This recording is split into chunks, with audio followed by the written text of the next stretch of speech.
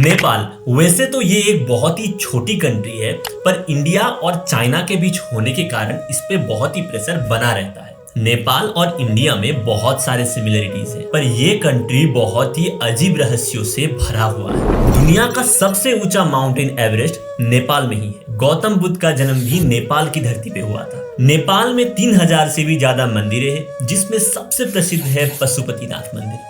दोनों ही देश मल्टीकल्चरल और मल्टीलैंग्वेज हैं। दोनों ही देशों में भगवान को बहुत ही विश्वास किया जाता है, लेकिन नेपाल में एक ऐसी देवी को पूजा जाता है जो नेपाल को भारत से अलग बनाती है। हम बात कर रहे हैं द लिविंग गॉडेस कुमारी का।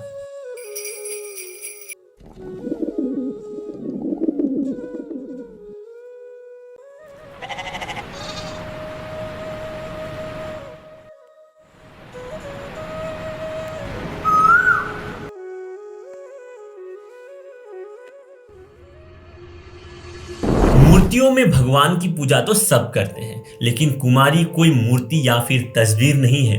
ये एक जीती जागती इंसान है, जिसे भगवान का रूप समझकर पूजा जाता है। नेपाल में ऐसा माना जाता है कि कुमारी नेपाल की रक्षा करती है और देश की समृद्धि का भी ध्यान रखती है। तो चलिए जानते हैं इस ट्रेडिशन का शुरुआत आखिर हुआ कैसे।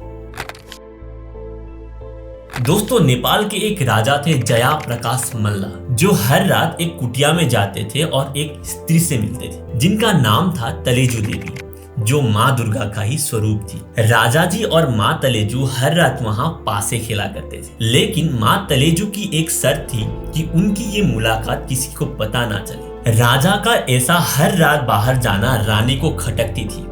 उन्हें ये बात खाए जा रही थी। एक रात रानी ने राजा का पीछा किया और उस कुटिया तक पहुंच गई। जैसे ही रानी ने दरवाजा खोला तो देखा कि राजा और माँ तलेजू पासे खेल रहे थे। इस बात से माँ तलेजू नाराज हो गई, क्योंकि उनका शर्त पालन नहीं किया गया था। इसलिए रानी के आते ही माँ तलेजू गायब हो गई। राजा रानी के ऊपर खूब चिल्लाने लगे और कुछ समय बाद राजा ने रानी को सब कुछ बता दिया था।